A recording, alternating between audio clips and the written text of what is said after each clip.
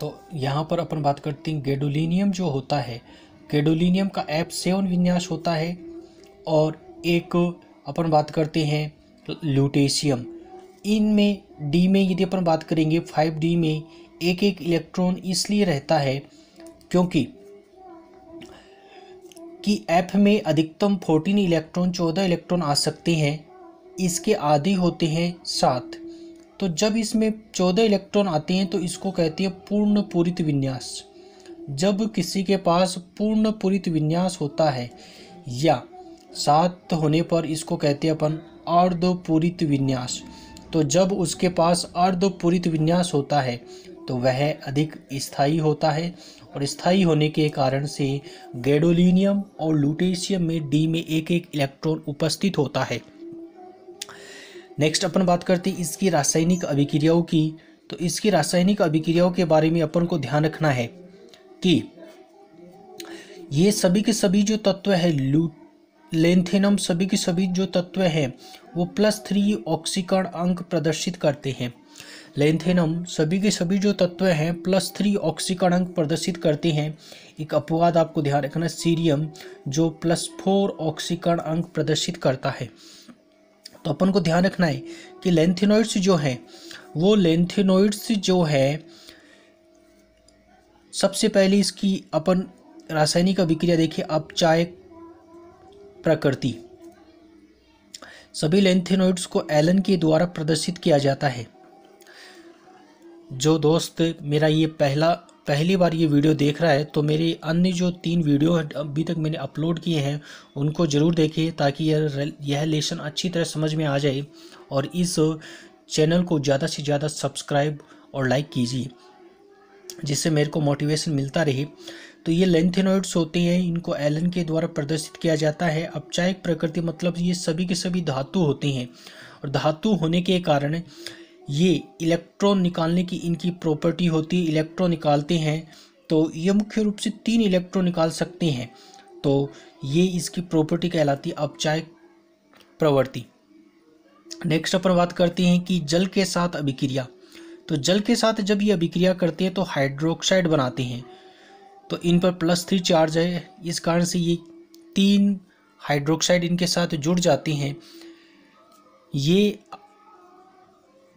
साथ में हाइड्रोजन जो है वो रिलीज कर देते हैं। इसको बैलेंस करने के लिए अब मैंने यहाँ पर लगा दिया 3, तो यहाँ पर 3 अपने पास एलन बन जाएंगे, लेंथेनम हाइड्रोक्साइड। ये जल के साथ जो है धीमी गति के साथ, ठंडे में धीमी गति के साथ अभिक्रिया करते हैं, लेकिन जब जल गर्म होता है तो बहुत तीव्र गति के साथ अभिक्रिया करते हैं। नेक्स्ट अपन रिएक्शन देखें ऑक्सीजन के साथ। तो ऑक्सीजन के साथ जब ये रिएक्शन करते हैं तो ये ऑक्साइड बनाते हैं। अपवाद अपन को ध्यान रखना है हर वक्त कि सीरियम जो है वह CeO2 ऑक्साइड बनेगा। हाइड्रोक्साइड देखें तो CeOH4 बनाएगा, क्योंकि इसमें मुख्य रूप से +4 ऑक्सीकरण अंक जो है वो अधिक स्थायी होता है। नेक्स्ट अपन बात करें कि ये हाइड्रोजन के साथ जब रिएक्शन करते हैं तो ये हाइड्राइड बनाते हैं। इनका हाइड्राइड का कोई निश्चित फॉर्मूला नहीं होता है, मुख्य रूप से LnH3 होता है, इसके साथ साथ कुछ H2 भी बना लेते हैं। जब ये हैलोजन के साथ अभिक्रिया करते हैं तो हैलोजन के साथ अभिक्रिया करने पर ये हैलाइड बनाते हैं। इसी प्रकार से नॉन मेटल अधातु जैसे नाइट्रोजन के साथ ये जब रिएक्शन करते हैं तो नाइट्राइड बनाते हैं। इसी प्रकार से अपन बात करें ये सल्फर के साथ जब अभिक्रिया करते हैं तो लेंथेनाइड सल्फाइड का निर्माण करते हैं। तो ये सभी रासायनिक अभिक्रियाएं थी। एक बार पुनः सुने। अपचायक प्रकृति, इलेक्ट्रॉन निकालने की इनकी प्रवृत्ति होती है, तो ये मुख्य रूप से 3 इलेक्ट्रॉन निकालते हैं। दूसरी अपन बात करें जल के साथ, तो जल के साथ अभिक्रिया करने पर ये हाइड्रोक्साइड का निर्माण करते हैं।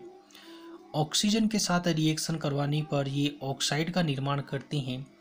जब इनकी हाइड्रोजन के साथ अभिक्रिया होती है तो हाइड्राइड बनाते हैं, जिसका निश्चित फॉर्मूला नहीं होता है, असमीकरणितीय होते हैं।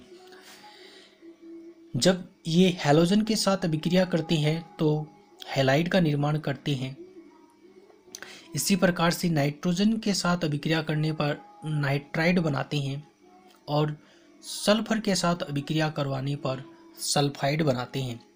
नेक्स्ट गुणधर्म अपन बात करते हैं लैंथेनॉइड संकुचन। लैंथेनॉइड संकुचन क्या होता है? लैंथेनॉइड कॉन्स्ट्रैक्शंस, इसको संकुचन भी कहते हैं और आकुंचन भी कहते हैं।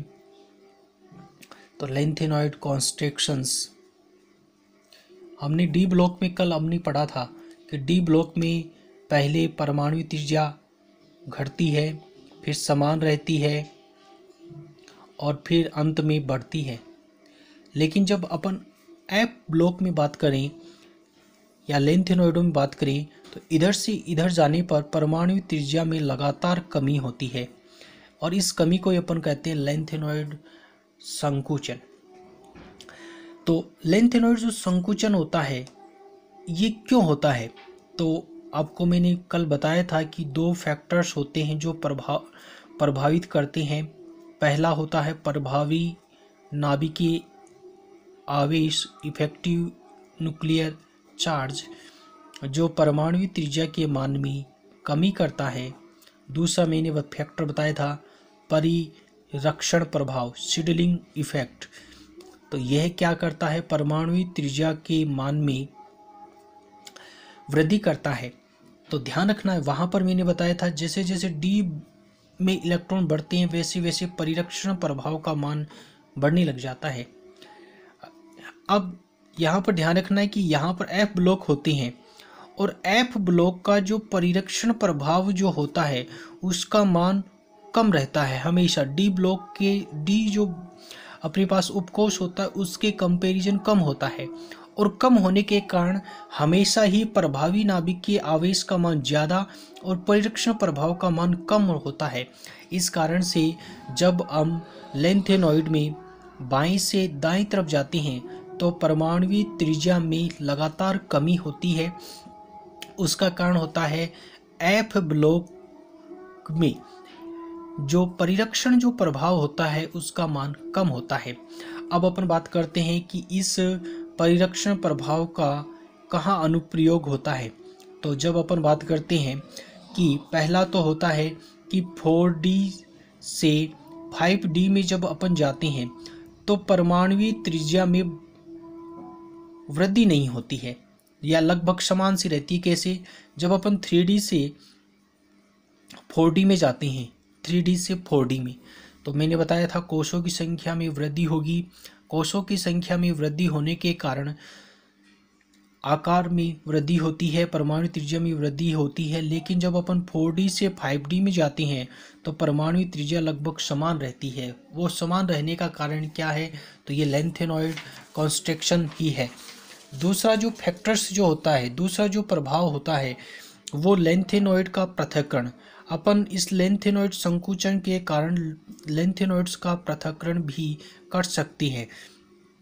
कैसे भाई? इनका आकार जो होता है, अभी मैं बता रहा हूँ, इनका आकार में जो कमी होती है लेकिन वो कमी जो होती है वो बहुत कम होती है, या अपन कहीं कि आकार लगभग समान सा बना रहता है और समान सा बना रहने के कारण इनको किसी भौतिक विधि के द्वारा इनका पृथक्करण मुश्किल रहता है।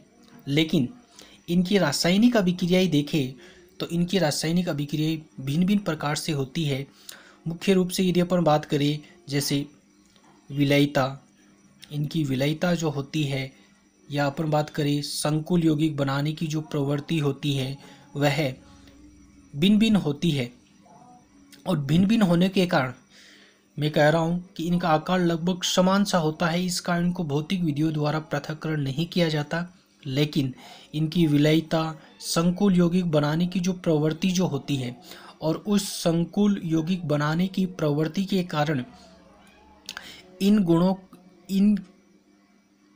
गुणों के द्वारा अपन इनका पृथक्करण करते हैं और इनके पृथक्करण की ये विधि कहलाती है आयन विनिमय विधि। इस विधि को अपन कहते हैं आयन विनिमय विधि। इनका पृथक्करण आयन विनिमय विधि के द्वारा किया जाता है।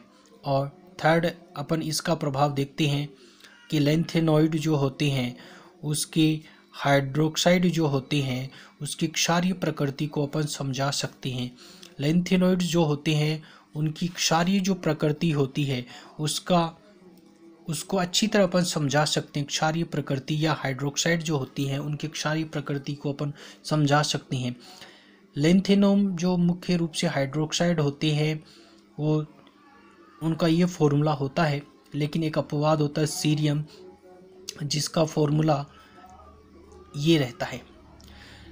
मैं बता रहा हूँ कि जब अपन इधर से इधर की ओर जाएंगे तो आकार में कमी रहेगी।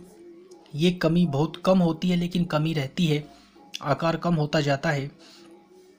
कम होने के कारण इधर वालों का आकार सबसे बड़ा और लुटेशियम के जो हाइड्रोक्साइड होता है उसका आकार सबसे छोटा होता है। और जितना छोटा होता है उसकी क्षारीय प्रकृति कम और आकार बड़ा होने पर क्षारीय प्रकृति अधिक होती है। इस कारण से सीरियम हाइड्रोक्साइड अधिक क्षारीय होता है और लुटेशियम हाइड्रोक्साइड जो होता है वो सबसे कम क्षारीय होता है। उसकी व्याख्या भी अपन इस लैंथेनॉइड संकुचन के द्वारा समझा सकते हैं। तो आज हमने लैंथेनॉइड्स के बारे में पढ़ा।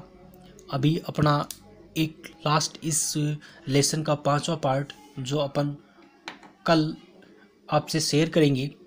तो मेरा आपसे निवेदन है कि आप इस चैनल को सब्सक्राइब कीजिए और इस वीडियो को ज़्यादा से ज़्यादा शेयर कीजिए।